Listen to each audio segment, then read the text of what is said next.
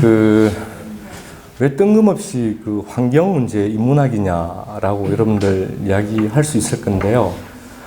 문선인 작가의 이 책이 본인 스스로도 출판 관계자들하고 이걸 수필로 분류해야 될지 아니면 사회과학으로 분류해야 될지 굉장히 좀 고민이 됐다고 합니다. 저는 방금 옆에 발부자께서 물음을 머금으셨는데, 저는 사실 이 책을 토론문을 쓰기 위해서 이 책을 읽고 지난 목요일 날 읽고 목요일 밤에 이제 이 토론문을 썼는데, 제가 드디어 어제 링거를 맞았습니다. 되게 아팠습니다. 물론 그 전부터 조금 몸 상태는 안 좋았지만 요 며칠 사이 계속 이 되뇌어지는 어떤 구조들 때문에 굉장히 힘들었다는 이야기를 좀 들을 수 있고요.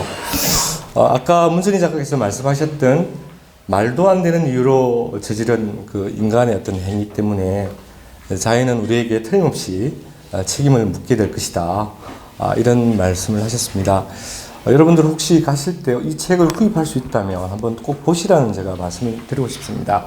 어쨌든 그럼 왜 이 환경, 특히 살처분의 이야기가 나오는 이 살벌한 주제 앞에 이 문학 이야기를 제가 하게 되느냐 하는 것들인데요.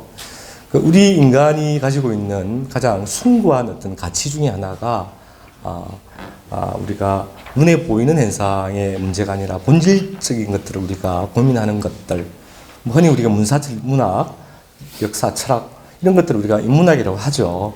근데 어쨌든 그 작가가 고민했던 이게 문학의 영역인지 사회과의 영역인지 자기 차기를 놓고도 본인도 고민했다고 하지만, 저는 이것이 문학으로서 충분한 가치가 있다고 생각하는 것들이 뭐냐면, 아까 작가의 발표 때 울먹이는 사람과 저처럼 되게 몸이 아팠던 사람들까지 감동을 주고 이것들로 인해서 정말 깊이 있는 고민을 하게 되는 그런 것들은 틀림없이 문학적 어떤 가치로서 충분하다. 저는 그렇게 생각합니다. 제 발표문이 있기 때문에 이걸 굳이 다 제가 읽을 필요는 없을 것 같고, 여러분들 어쨌든 제 나름대로는 좀 인문학적 접근을 해서 쓴 것들이니까 한번 읽어봐 주시길 바라고요.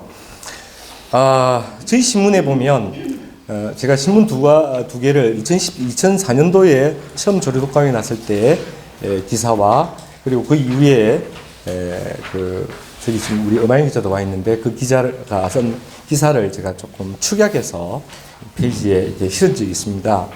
조류독감 반응으로 몸살을 앓는 양산이라는 제목인데, 감염되면 웃잖아. 제목이 살처분 현장 공무원들 불안감 고조. 그리고 나서 2004년 그 해에 양산에는 230만여 마리의 닭이 살처분되고, 그리고 그 다음 해에 닭을 키우는 양계농가에서는 소위 말하는 위령제라는 것을 지냈습니다. 왜 위령제를 지냈을까요? 그는 닭을 위한 위령이 아니라 자신의 위안을 위한 위령제겠죠.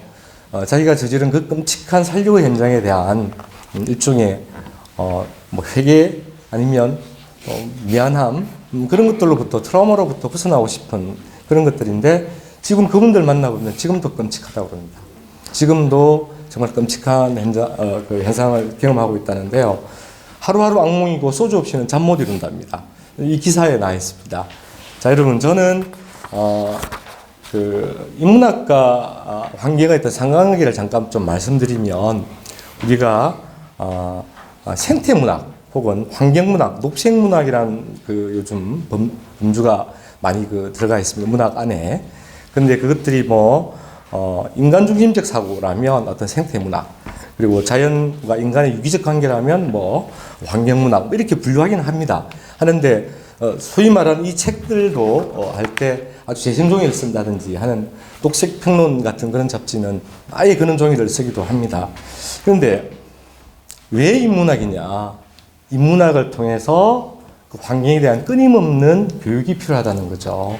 인문학은 그것들이 시든 철학이든 혹은 역사든 그것들을 통해서 우리가 가치 목적에 대한 우리들의 고민들이 사실은 시작되어지고 있는데, 특히 시 같은 경우는 울림이 대단히 큽니다.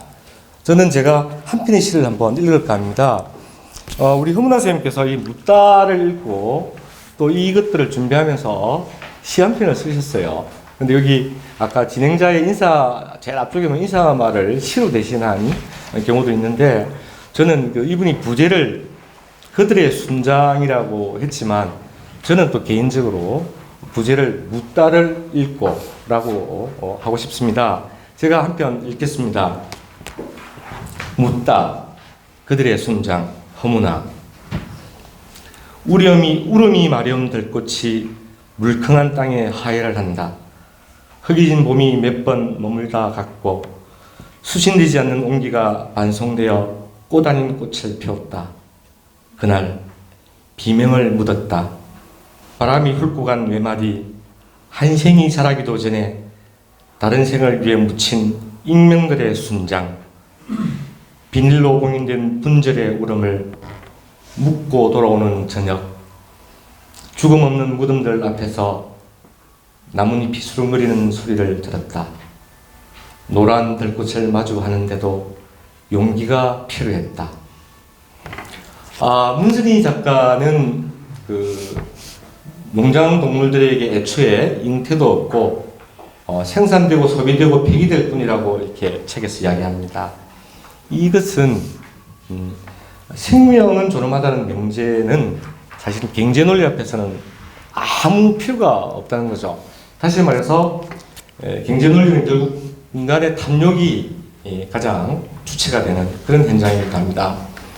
살처분을 왜 할까요? 더 많은 나중에 이익, 다음에 내한테 도래될 새로운 어떤 이익들 때문에 자기의 손실을 최소화시키기 위해서 하는 거거든요.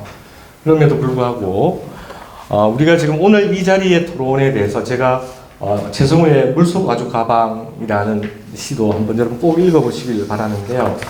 그 전에 문선희 작가가 땅이 아프면 식물도 아프고 그걸 먹으면 우리도 아프게 되니까라는 아이의 이야기를 인용해서 이 글에 쓴 게 있습니다. 사실은 지금 우리가 아파요. 근데 우리가 아픈지를 모르고 있어요. 방금 옆에 토론자께서 말씀하신 10년 이후에 우리가 1도를 혹시 0.5도를 우리가 지켜내지 못하면 여러분들의 건강, 여러분들의 삶을 우리가 담보할 수 있는가? 저는 불가능하다고 봅니다. 근데 기후의 어떤 변화, 이게 지금 같은 상황이라면 이거는 통제되기 굉장히 어렵다. 그래서 지금 정말 유턴해야 될 시점이다. 육식을 하고 안 하고는 저는 취향의 문제고, 그것들을 채식주의자나 혹은 육식주의자라 하더라도 어떤 것들을 먹을 것인가, 그것들은 여러분들의 목소리로 주장해야 된다는 거죠. 결국 그것들이 법제화되고 하는 것들은 여러분들이 우리는 그런 것들을 먹을 수 없다는 그런 합의가 이루어지면 그 법은 빨리 만들어지고, 그 법이 빨리 만들어지면 이런 현상들은 당연히 빨리 종식된다는 그런 결론입니다. 마지막으로 제가 말씀드리면 독일 작가 윌켄 베크는 이런 말을 했습니다. 머지않아 창문을 열 수 있는 것도 특권이 될 때가 올 것이라고 말했습니다. 정말 그런가요? 여러분, 이 작가가 얘기한 이 말이 지금 당장 우리의 일입니다. 우리는 미세먼지 때문에 창문을 잘 열지 못합니다. 특권이 아니라 이미 공기정화기가 없으면 생활을 할 수 없을 정도의 삶에 우리가 살고 있습니다. 그렇다면 과연 우리가 얼마나 뼈저리게 느끼고 있느냐의 부분, 그거 사실은 별로 뼈저리지 않죠. 당장 마트에서 구입해야 되고. 그렇지만 이 과정들은 결국은 저는 학습을 통해서 함의를 이뤄내야 된다. 그 학습의 방법은 뭘까?